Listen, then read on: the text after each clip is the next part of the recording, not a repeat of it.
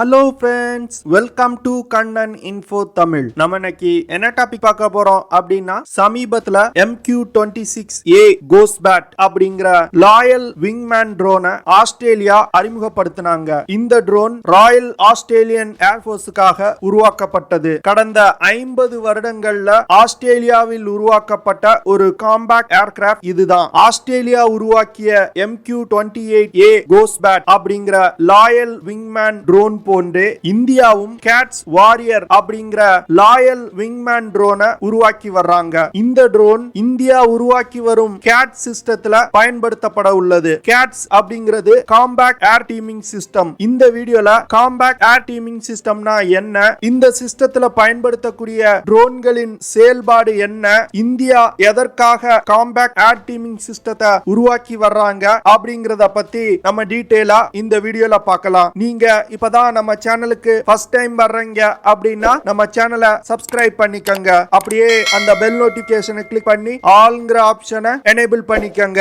இந்தியாவுடைய காம்பேக்ட் ஏர் teaming system இல்லனா gate system அப்படிங்கிறது ஆளில்லா மற்றும் ஆள் உள்ள விமானங்கள் மற்றும் ட்ரோன்கள் இணைந்து செயல்படக்கூடிய ஒரு சிஸ்டம். கேட் சிஸ்டத்துல பைலட்டால் இயக்கப்படும் ஒரு போர் விமானத்தில இருந்து பல்வேறு விதமான ட்ரோன்களை இயக்கி வெவ்வேறு ஆபரேஷன்ஸ் கேரி அவுட் பண்றது. இதுல பைலட் இயக்கக்கூடிய போர் விமானம் ஒரு மதர்ஷிப் போல செயல்படும். பைலட்டால் இயக்கப்படும் போர் விமானத்திலிருந்து லாயல் விங்மேன் ட்ரோன்களுக்கு கட்டளைகள் அனுப்பப்படும். அந்த கட்டளைகளை தன்னிச்சையாக இயங்கக்கூடிய இந்த ட்ரோன்கள் செய்து முடிக்கும். இந்தியாவின் கேட் சிஸ்டத்தோட மதர்ஷிப்பா HAL நிறுவனம் உருவாக்கிய தேஜஸ் விமானம் பயன்படுத்தப்பட உள்ளது. இந்த கேட் சிஸ்டத்தை Hindustan aeronautics limited, defence research and development organisation, national aerospace laboratory மற்றும் new space research and technology அப்படிங்கிற தனியார் நிறுவனமும்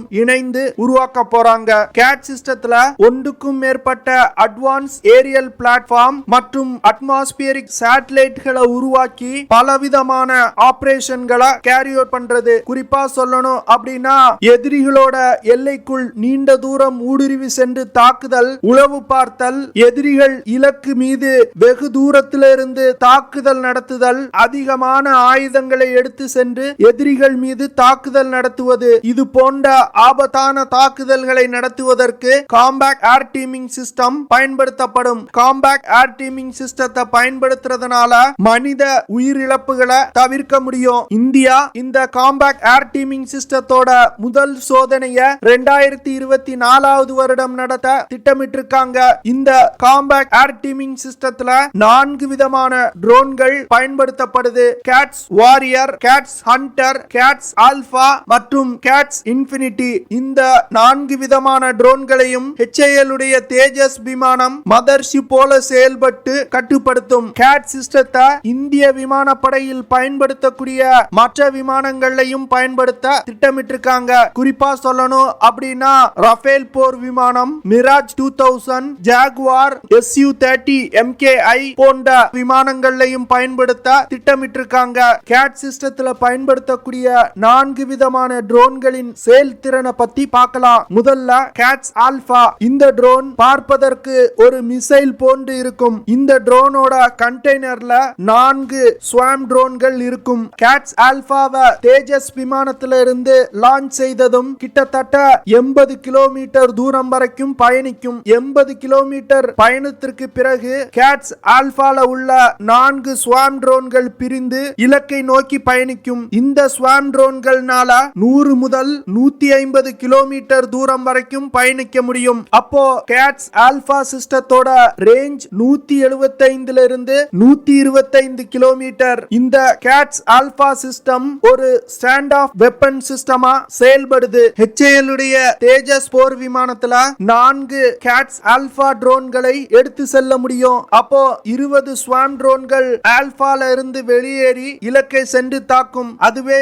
ஜாகுவார் போர் விமானத்துல 5 கேட்ஸ் ஆல்பாக்களை எடுத்து செல்ல முடியும். Su-30 MKI போர் விமானத்தினால 6 முதல் 8 கேட்ஸ் ஆல்பா ட்ரோன்களை எடுத்து செல்ல முடியும். இந்த ட்ரோன்கள்ல இருந்து 30 முதல் 40 ஸ்வாம் ட்ரோன்கள் வெளியேறி வெவ்வேறு இலக்குகளை தாக்கும். இப்படி அதிகமான எண்ணிக்கையில ஸ்வாம் ட்ரோன்களை கொண்டு தாக்க தாக்குதல் நடத்துறதுனால எதிரிகளுக்கு பலத்த சேதத்தை ஏற்படுத்த முடியும். கேட்ஸ் ஆல்பால இருந்து வெளியேறக்கூடிய ஸ்வாம் ட்ரோன்கள் சர்ஃபேஸ் டு ஏர் மிசைல்ஸ், ரடார்கள், ஃபைட்டர் ஜெட்ஸ் மற்றும் தரை இலக்குகளை மிக துல்லியமா தாக்கக்கூடியது. கேட்ஸ் ஆல்பா 25 கிலோகிராம் எடை கொண்டது. இந்த சிஸ்டம் ஃபோல்டபிள் விங்ஸ் கொண்ட சிஸ்டம். கேட்ஸ் ஆல்பால இருந்து வெளியேறக்கூடிய ஸ்வாம் ட்ரோன்கள் 5 முதல் 8 கிலோகிராம் எடை கொண்டதா இருக்கும். இந்த கேட்ஸ் ஆல்பா சிஸ்டத்துல artificial intelligence machine learning algorithm இருக்கு. இந்த அல்காரிதத்தை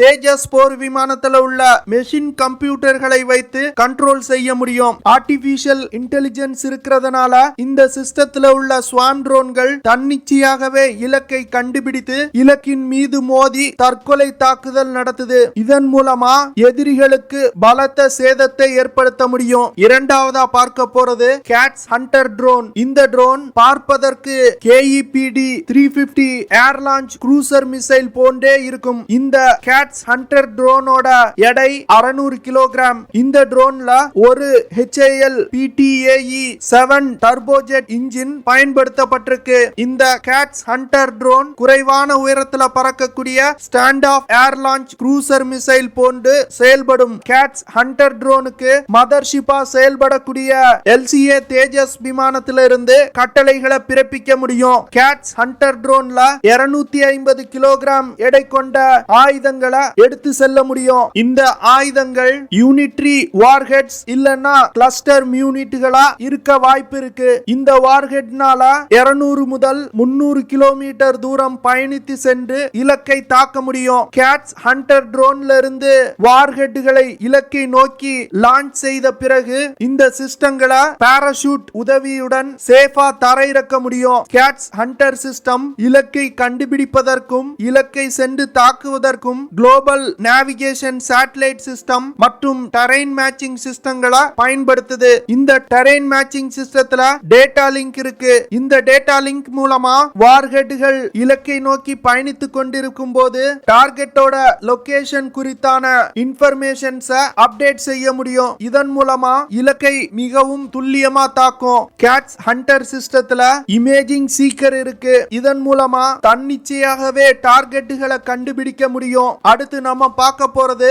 காம்பேக்ட் ஏர் டீமிங் சிஸ்டத்தோட மிகவும் முக்கியமான ட்ரோனான கேட்ஸ் வாரியர். இந்த ட்ரோன் ஒரு லாயல் விங்மேன் ட்ரோனா செயல்படும். கேட்ஸ் வாரியர் ட்ரோன் 2 இன்ஜின் கொண்ட ட்ரோனா உருவாக்கப்பட்டு வருது. இந்த ட்ரோன்கள்ல HAL உடைய HTFE 25 டர்போஃபேன் இன்ஜின் பயன்படுத்தப்பட உள்ளது. கேட்ஸ் வாரியர் ட்ரோன் 9.2 மீட்டர் நீளம் கொண்டது. இந்த ட்ரோனோட wing span 5.8 metre. CATS warrior ட்ரோன்னால அதிகபட்சமா 2100 கிலோமீட்டர் எடையை சுமந்து கொண்டு பறக்க முடியும். இந்த ட்ரோன்னால மாக் 0.9 அப்படிங்கிற வேகத்துல பறக்க முடியும். அதாவது 1100 கிலோமீட்டர் பெர் ஹார் வேகத்துல பறக்க முடியும். இந்த ட்ரோன்னால அதிகபட்சமா 1500 கிலோமீட்டர் தூரம் வரைக்கும் பயணிக்க முடியும். கேட்ஸ் வாரியர் ட்ரோன்னால 700 கிலோமீட்டர் தூரத்துல உள்ள இலக்குகளை தாக்க முடியும். இந்த கேட்ஸ் வாரியர் ட்ரோன் லாயல் விங்மேன் ட்ரோனா செயல்படும். இந்த ட்ரோனை கேட் சிஸ்டத்தோட மதர்ஷிப்பா செயல்படக்கூடிய LCA தேஜஸ் விமானத்துல இருந்து கட்டுப்படுத்த முடியும். கிட்டத்தட்ட 2 முதல் 4 கேட்ஸ் வாரியர் ட்ரோன்களை LCA தேஜஸ்ல இருந்து கண்ட்ரோல் செய்ய முடியும். இந்த கேட்ஸ் வாரியர் ட்ரோனோட முக்கியமான வேலை என்ன அப்படின்னா மதர்ஷிப்பா செயல்படக்கூடிய LCA தேஜஸ் விமானத்தை பாதுகாக்கிறது. கேட்ஸ் வாரியர் ட்ரோன் LCA தேஜஸ் விமானத்தோடு இணைந்து பயணிக்கும். அப்படி இல்லைன்னா விமானத்தோட பின்புறம் தொடர்ந்து பயணித்துக் கொண்டு வரும். கேட்ஸ் வாரியர் ட்ரோன் டெல் தொழில்நுட்பம் கொண்ட ட்ரோனா உருவாக்கப்பட்டு வருது. இதன் மூலமா எதிரிகளால இந்த ட்ரோன்களை கண்டுபிடிக்க முடியாது. கேட்ஸ் வாரியர் ட்ரோன்ல 4 ஹார்ட் பாயிண்ட்ஸ் இருக்கு. இந்த ட்ரோன்ல ஒரு இன்டர்னல் வெப்பன் பேஸ் சிஸ்டமும் இருக்கு. இந்த ஹார்ட் பாயிண்ட்ஸ் மற்றும் இன்டர்னல் வெப்பன் பேஸ் சிஸ்டத்தை பயன்படுத்தி 600 கிலோகிராம் எடை கொண்ட வெடிபொருட்களை சுமந்து சென்று தாக்குதல் நடத்த முடியும். கேட்ஸ் வாரியர் ட்ரோன்ல இருந்து air to air missile, loitering units, precision guided units, DRDO smart anti airfield weapon போன்ற பலவிதமான ஆயுதங்களை ஏவி தாக்குதல் நடத்த முடியும். கேட் சிஸ்டத்தோட 4வது ட்ரோன் கேட்ஸ் இன்ஃபினிட்டி. இந்த சிஸ்டத்தை high altitude altitude pseudo satellite அப்படின்னு சொல்லுவாங்க. இந்த ட்ரோனை 2017 இருந்து new space research and technology நிறுவனம் உருவாக்கி வர்றாங்க. இந்த ட்ரோன்னால தொடர்ந்து 3 மாதம் 70,000 அடி உயரத்துல பறக்க முடியும். கேட்ஸ் இன்ஃபினிட்டி ட்ரோன்ல சோலார் பேனல்கள் இணைக்கப்பட்டிருக்கு. இதன் மூலமா சோலார் பேனல்கள் இருந்து எடுக்கக்கூடிய மின்சாரத்தை பயன்படுத்தி நீண்ட நாட்கள் பறக்க முடியும். இந்த ட்ரோனோட எடை 500 கிலோகிராம். கேட் சிஸ்டத்துல இந்த கேட்ஸ் இன்ஃபினிட்டி ட்ரோன் மிகவும் ஒரு முக்கியமான சிஸ்டமா செயல்படுது. அதாவது மதர்ஷிப்பா செயல்படக்கூடிய தேஜஸ் போர் விமானத்தையும் ஹண்டர், ஆல்பா மற்றும் வாரியர் ட்ரோன்களையும் இணைக்கக்கூடிய ஒரு பாலம் போன்று செயல்படுது. இந்த ட்ரோன்கள்ல ஒன்றுக்கும் மேற்பட்ட அல்ட்ரா லைட் வெயிட் எலக்ட்ரிக்கல் மோட்டார்கள் இணைக்கப்பட்டிருக்கு.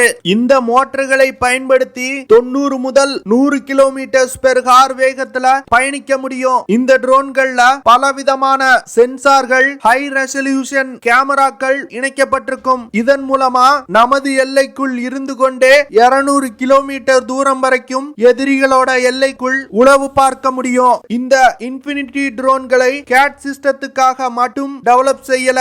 இந்த சிஸ்டங்கள் mobile, autonomous robot, unmanned ground vehicles போன்ற தன்னிச்சையாக செயல்படக்கூடிய பல சிஸ்டங்களை இயக்குறதுக்காக இந்தியா டெவலப் செய்து வர்றாங்க. இன்ஃபினிட்டி ட்ரோனை உருவாக்குறதுக்காக கிட்டத்தட்ட 700 கோடி ரூபாய் வரைக்கும் இந்திய அரசாங்கம் முதலீடு பண்ணிருக்காங்க.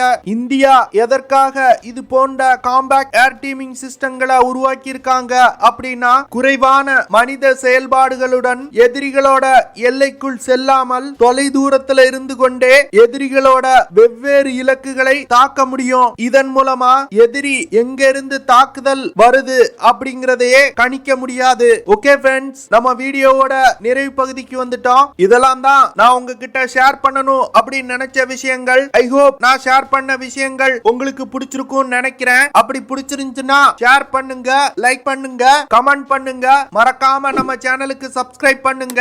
அப்படியே அந்த பெல் நோட்டிபிகேஷனை கிளிக் பண்ணி ஆல்ங்கிற ஆப்ஷனை எனேபிள் பண்ணிக்கங்க. See you in the next video. Jai Hind.